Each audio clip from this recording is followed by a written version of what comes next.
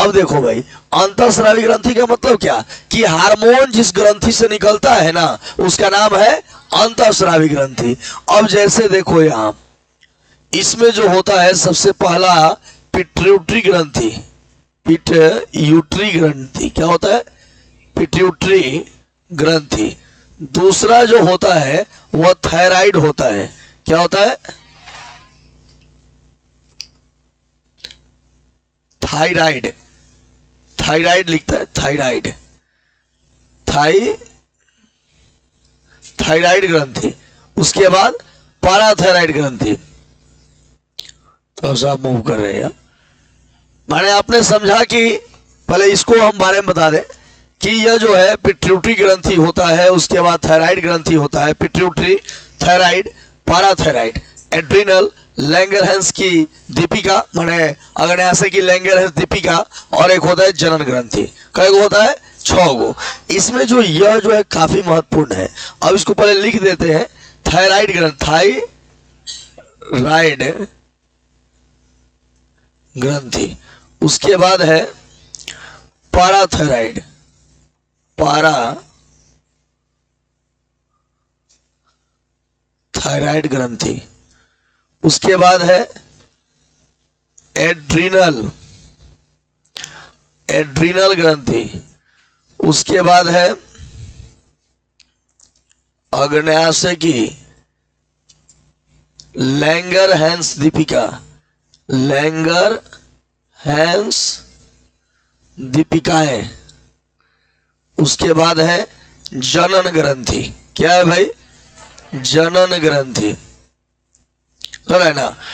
अब देखो इसमें जो मुख्य जो बात है, पिट्यूटरी ग्रंथि, थायराइड, दो समझाएंगे। पिट्यूटरी ग्रंथि क्या होता है, एक कपाट के भीतर जो है, माने एक गड्ढे में स्थित होता है यह, और यह जो कपाट है उसके भीतरी भाग में, भीतर जो है वह स्थित होने वाला यह ग्रंथि है। और यह ग्रंथि जो है ना, यह जो ग्रंथि है इसके 2 भाग होते हैं। इसको कहते हैं अग्रपिंडक और एक होता है पश्चपिंडक। क्या क्या नाम है, अग्रपिंडक और पश्चपिंडक।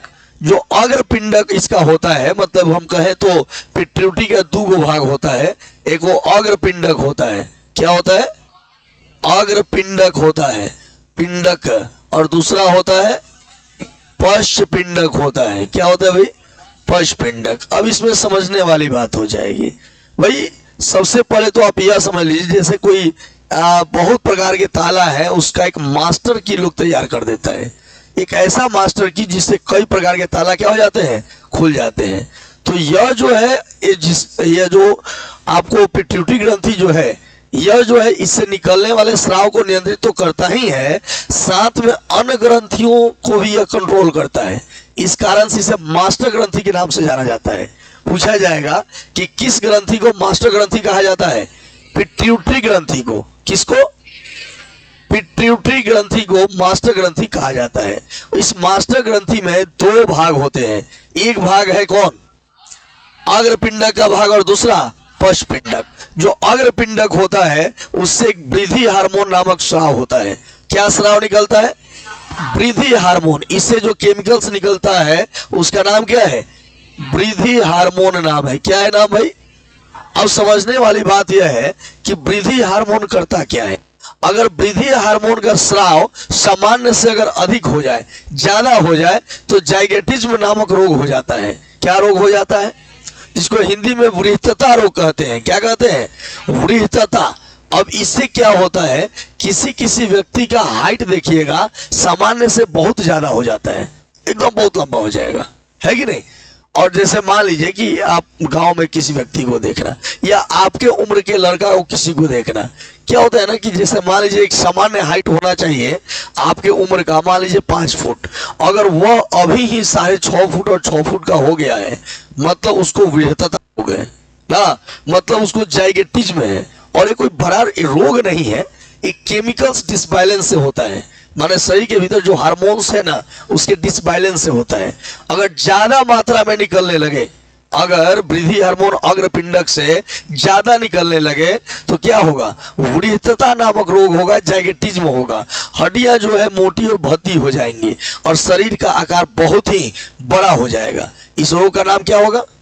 जैगेटिज्म हो जाएगा इसका नाम। इसको वृद्धता रोग के नाम से भी जानते हैं।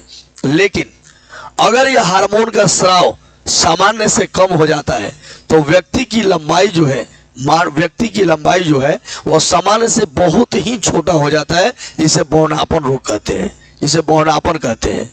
बौना का मतलब एकदम हाइट नहीं बढ़ेगा। उसका मतलब यह नहीं है कि उसमें कुछ फॉल्ट है, उसमें एक ही फॉल्ट है, क्या? हार्मोन्स का डिसबैलेंस हो जाना। समझ रहे ना? अगर इस अग्रपिंडक से जो वृद्धि हार्मोन है इसका स्राव कम हो जाए, कम निकलने लगे, ये बहुत सारी चीजों पर डिपेंड करता है। एक तो अनुवांशिक आप हो गया, फिर खान पान हो गया, ये दोनों चीजों पर जरूर डिपेंड करता है। तो यह जो हो जाएगा ना वृद्धि हार्मोन, ये वृद्धि हार्मोन ज्यादा हो जाए तो जाइगोटिज्म हो जाएगा, और कम हो जाए तो बौनापन हो जाएगा ना। और सामान्य होगा तो सामान्य व्यक्ति होगा। जैसे मेरा हाइट देखो ना, मैं ज्यादा लंबा हूं ना ज्यादा छोटा हूं, इसको सामान्य कहा जाएगा। ये हार्मोन्स की क्या है? ये हार्मोन्स का सामान्य मात्रा में है, और सामान्य से अगर अधिक हो जाए तो क्या हो जाएगा?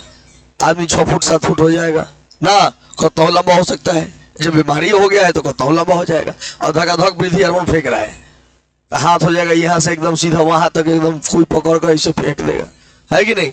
मतलब ऐसे हो जाएगा।